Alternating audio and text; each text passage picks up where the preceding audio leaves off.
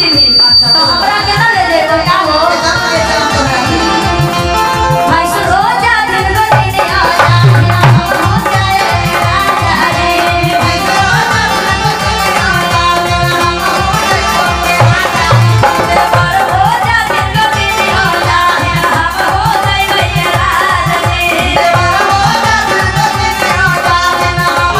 भैया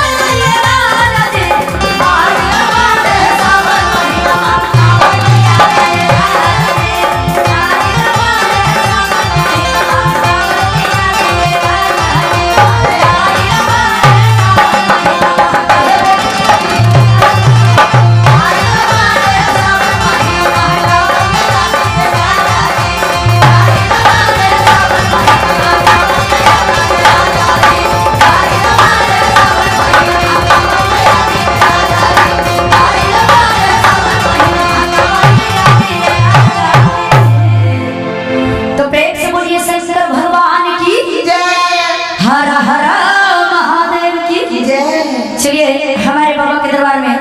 बम भैया ने और हमारे दीदी ने